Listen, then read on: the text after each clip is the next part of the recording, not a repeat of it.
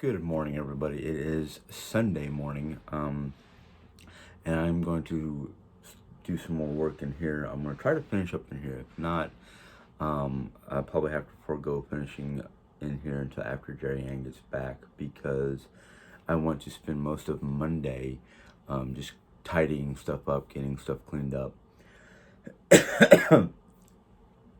Excuse me. Woke up, scratchy throat. Otherwise, I'm all right. As most of you probably know, that I did a live video last night, but for some reason it's not processing, it's not downloading. So I might not be able to get that live video up, which kind of stinks because yeah, I thought it was a good video. I thought I did pretty good without JM being here in the house. I have to get on the ball because my revenue is starting to fall on here, and we kind of need the revenue. Thankfully, Missouri has passed a pay increase, and I am now getting paid over $10, which is great because that means for every hour I work, that's $10 in my in my wallet. And well, this past week I worked 27, almost 28 hours. So that's good money, which is going to be great. A lot of things right now are kind of like planning process and just, you know, hoping and praying everything gets better financially. I'm not saying we're hurting or desperate or anything like that. I'm just saying that, you know, we could always use a little extra income to help out with bills and hopefully start saving money up for the future. I don't know why I said that because it's not really anybody's information. I'm half awake, half asleep, trying to get myself straightened out.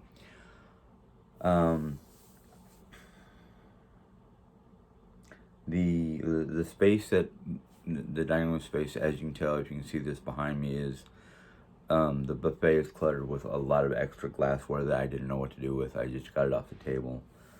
The table itself has a few other items on there that I'm probably going to have to try to find a new home for because I just don't know if I'm going to have room for it all.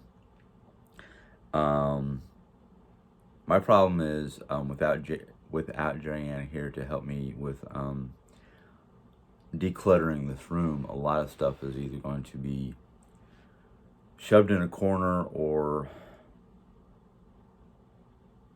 don't know.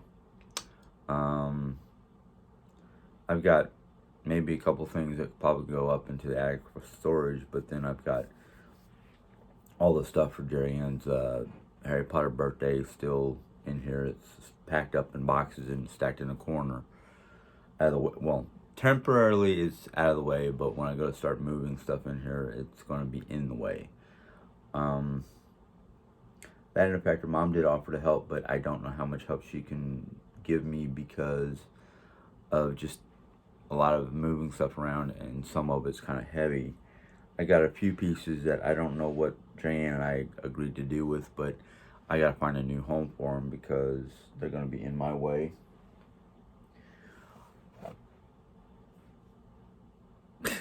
Yeah. I'm not complaining about the fact that we got so much stuff. I'm just complaining about the fact that I don't know where to put it all because we have no room for all this extra stuff unless we had like a storage facility, not a storage facility, yeah, a shed, a good working shed, because the shed we have was on the property when we bought it. It's an old, falling apart, not closed all the way, metal, cheap one.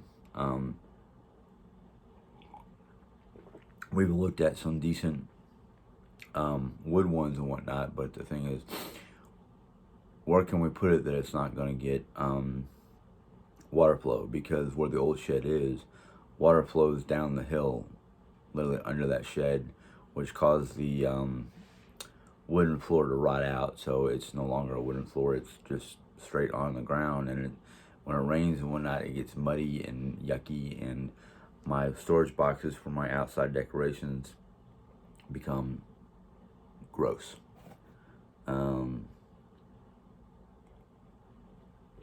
It's one of those, if we were to get a new shed, we would either have to find a location. We had talked about putting it next to the carport, because that's the least water damaging area. The other thing would be to it would cost us a little bit more money for the shed, and to have whoever installs the shed put a slab of concrete down to basically help lift the shed up off the ground a little bit, and hopefully keep it from getting a water through it. So it's kind of like one of those, yeah. And the two reasons for the shed is I'm getting to the point where I can't climb up and down into the attic and hand off boxes, because my body's getting old and worn and torn. I know 49 sounds like I'm still young, but I'm not. I've had too many problems that's causing joint issues and muscle issues and things like that. And I'll be honest with you, most of it's because of the factor I really didn't take care of myself in my younger days. I didn't even think about it, because in my younger days I was like, oh, I'm not going to live past 40, or I'm not going to live past 45, because my dad didn't, and why would I? Here I am, 3 years older than my father was when he passed away, and I'm like, yeah, wasn't the smartest of attitudes back then. But when you're young and you just, everything seems to collapse, your world collapses on you, you kind of start thinking that way. But I am trying to be on a healthy lifestyle now. I'm trying to do more healthy items, more healthy foods and whatnot, less cakes, less junk food, less artificial ingredients in my foods, less sodas. You know, I'm drinking a cup of coffee right now. I'll probably end up drinking tea later on. You know, and since I have today and tomorrow off, I'm not going to like push myself to get everything done in one day. I do have some picking up to do in the bedroom, and some picking up, and you know, I have some cleaning, you know, everyday cleaning, you know, take out the garbage, clean up, you know, vacuum the floors, that kind of stuff. I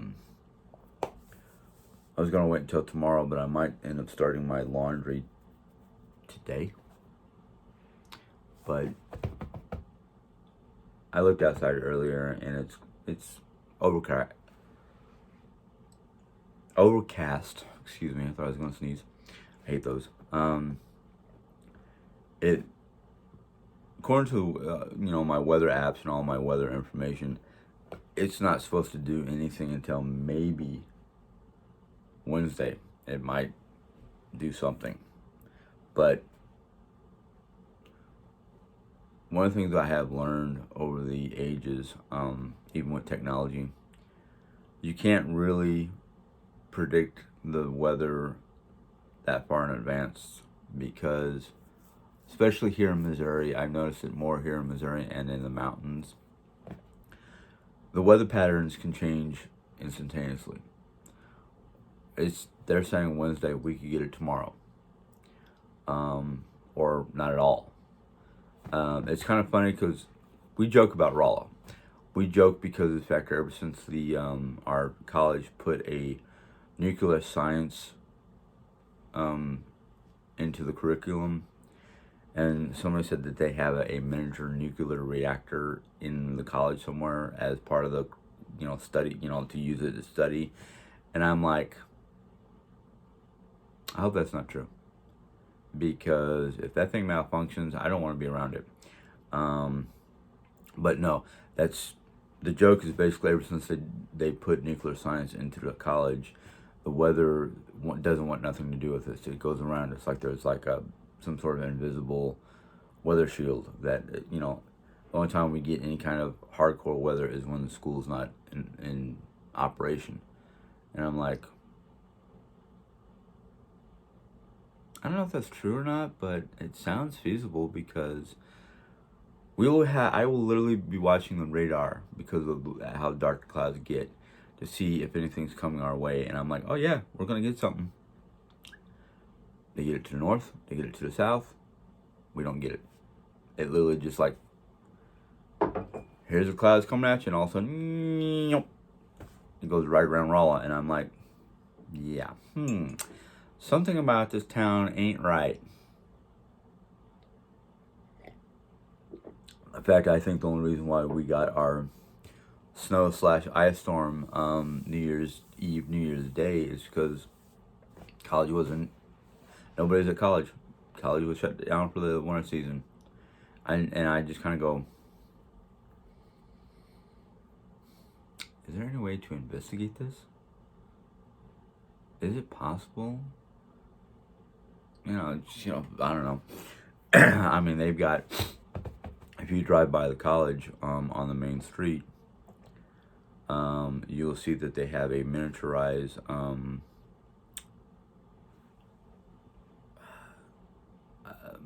astrological observation dome, whatever you want to call it. And they've got like all kinds of like weather equipment and whatnot to, I guess, monitor weather. I don't know. But they got a lot of weird equipment on that one curve, and I'm like, on that one bend, and I'm like, some of this stuff is new, and I don't know what it is. I can tell you that and that look like weather vanes, or the little thingy that spins around to monitor wind speeds and stuff like that. But there's a couple weird looking antenna type things that I'm just kind of like, what are those? I would like to know. I'm curious. What are those? But I've always been curious about stuff, My curiosity has gotten me in trouble, but, it's also gotten me a lot of knowledge, a lot of learning.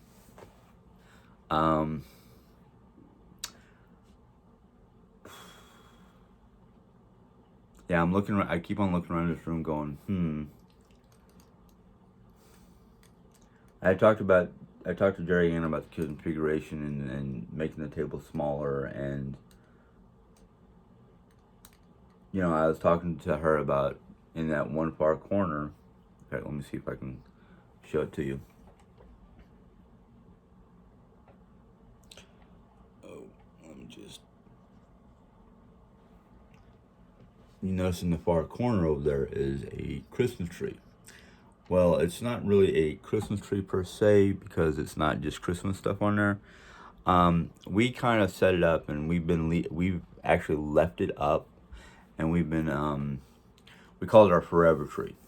So every season, like every holiday, if we have small decor, we'll take the Christmas stuff on there and put the small decor on there. At least that's what we started doing. Then one year I said, Jerry, we're not in the dining room that often. Why don't we just put all the different decorations for all the different seasons on there and just leave it there? That kind of would basically make it a forever tree because it's got all the major holidays on there. And that's exactly what we did. It's mostly Christmas decor because we got more Christmas ornaments than ornaments for like Valentine's Day, St. Patrick's Day, or Easter. So now I'm kind of like, should we just de-decorate it and put it away? Or, because she kind of like wants to leave it there, I kind of want to remove it. The reason why I want to remove it is because the fact that then I'll have a little bit more room for moving the table around and adjusting to where I want it. But at the same time, I'm kind of like, If we take it down, where are we going to put it all?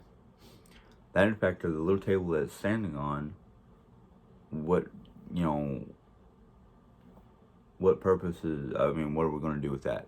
She's not going to want to get rid of it. I mean, she's happy with that table because she bought it, and, you know, it was like one of the first major items. I wouldn't say it's one of the first major items we bought together, but it's one of those items that we bought it for a particular purpose, and it served its purpose, and now it's like we don't really have space for it or need for it other than the forever tree. But see, I'm trying to do two things. One, I'm trying to make sure she's happy with things, and two, I'm trying to make sure I'm happy. And sometimes her happiness and my happiness kind of collide and clash, and my idea of happiness and her idea of happiness becomes two different things.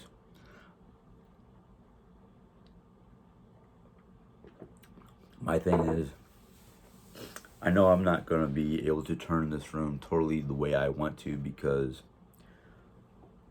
this hutch, the H hutch,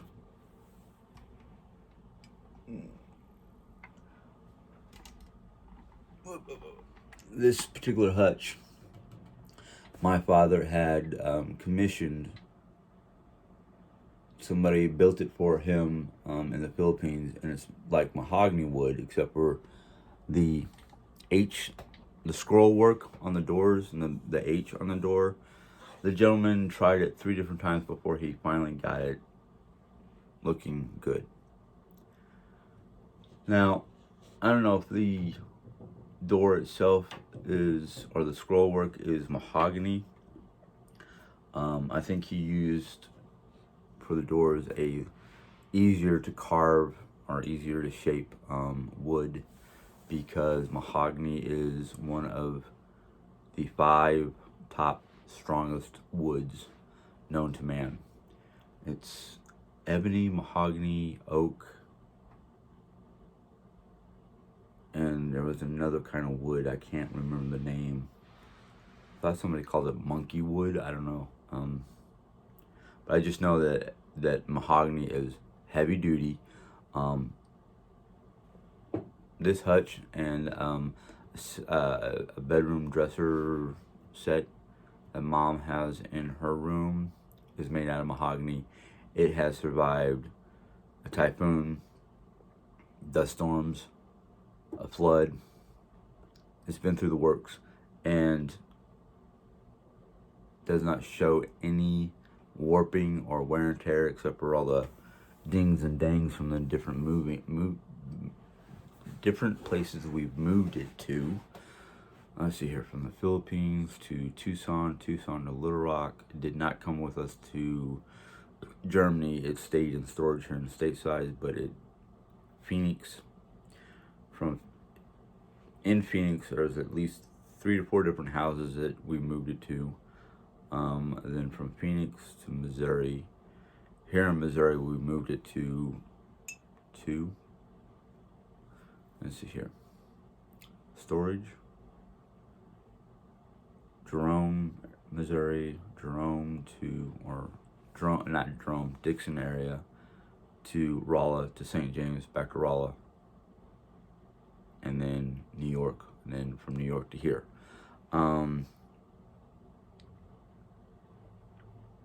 Let's just say it's been moved around a fair bit. No, we didn't have this in New York, did we? Mom had it in New York. I don't know if we had the Filipino set in New York or not, but it's been around the world, literally around the world.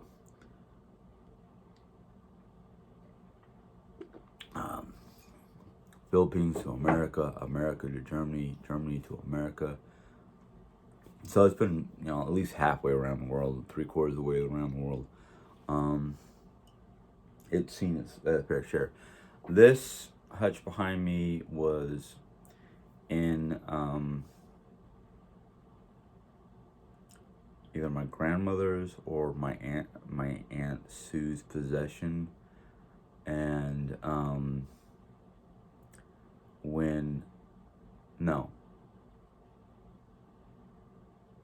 trying to think. Sorry.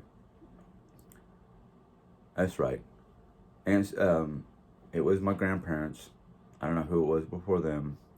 When my grandparents, when or my grandmother moved into a smaller apartment because after my grandfather died, she wasn't going to stay in the house. Aunt Sue had it. And then my Aunt Helen, which was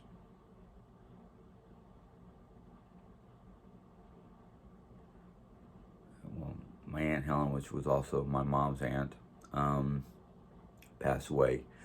My Aunt Sue took Aunt Helen's buffet, and we took my grandparents' buffet. So the buffet and the table that's in here were theirs. So it's been in the family. It's been in the family for at least 100 years, maybe more, maybe less. I don't remember. But it's got some minor damage. It's been in Missouri mostly. It's never really seen the rest of the world. It's just been in Missouri. So it's kind of like, and I think these two pieces of furniture that were my grandparents was made out of oak. So most of my furniture, most of my heavy duty furniture, let's just put it that way.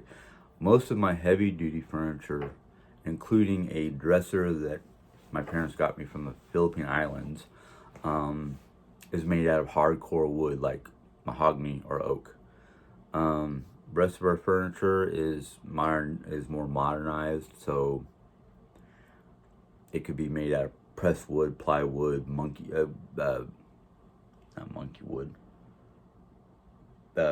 chipboard, beaver board, whatever you want to call it. The lightweight, easy stuff that if you drop it too hard, it will break, type stuff. Not that I'm complaining about it, because it's still good furniture. It serves its purpose. It's just I don't foresee it surviving any major moves or flooding, because we had some furniture in New York before Hurricane Sandy that was made out of the same kind of material, and then after Hurricane Sandy, the wood absorbed so much liquid, water and whatnot, that when I tried to pick it up, it literally fell apart in my hand. I was just like, that's great. But it is going to be an interesting day. Hopefully it's going to be a good day. I'm feeling better today. My whatever caused my sinuses to go bonkers yesterday, has gone away. I don't have as much sinus pressure, but I do have the classic scratchy throat, post-nasal drip type syndrome. So I'm kind of like, yay. That's basically stage 2 of my seasonal problems. Is sinus issues, and it gets into my throat, and then it will get into my chest, and I will have bronchial asthma.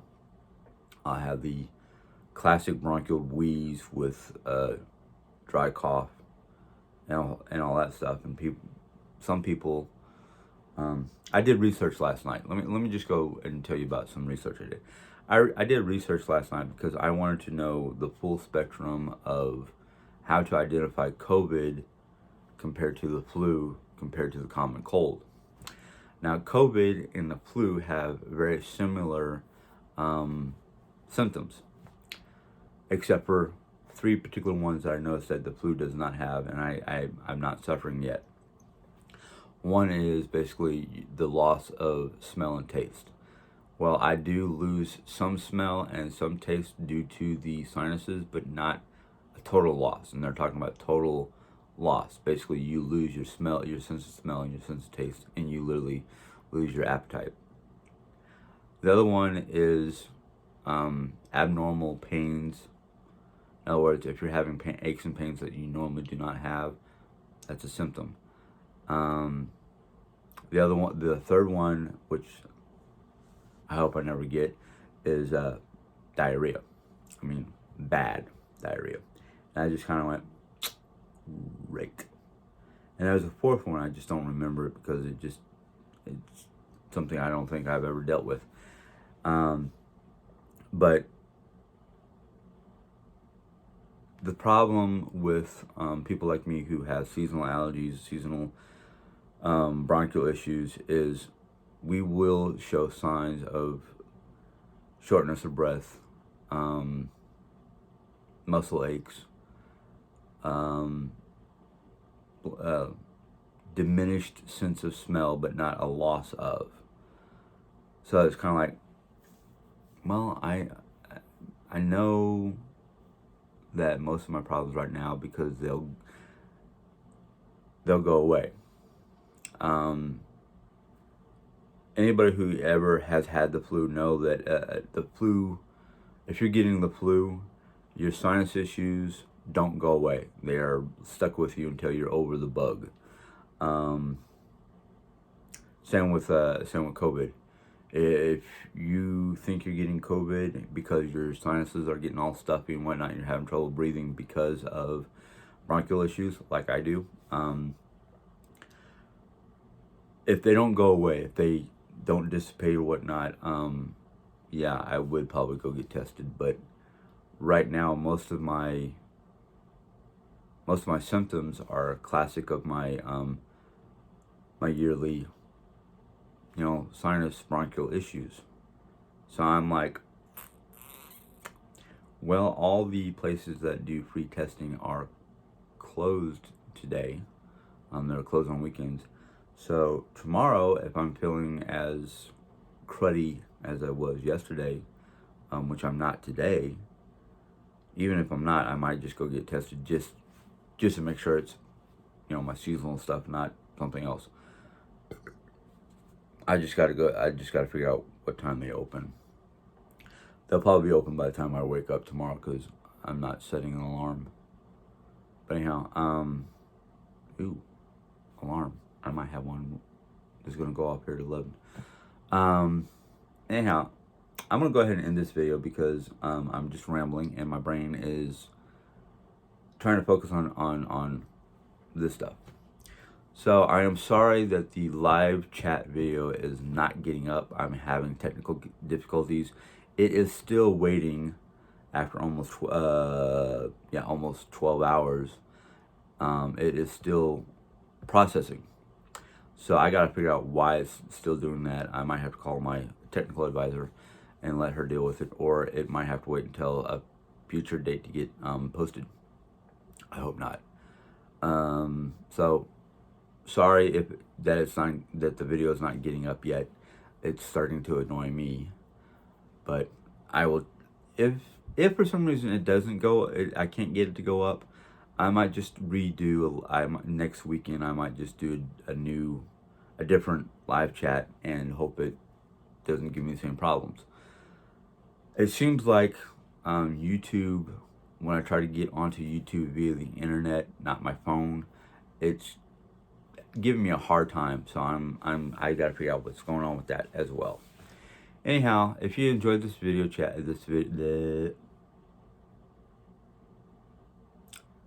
if you enjoyed this vlog, video chat, whatever you want to call it, give it a thumbs up. If you have any questions or comments, go ahead and put them in the question comment box. And I would try to address them, answer them, whatever, as soon as I see them. And if you're new to my channel and you want to join, go ahead and hit the subscribe button. A little bell will pop up and you can click on that and YouTube will let you know when I put a new video. Until next time, have a good day. God bless. Bye.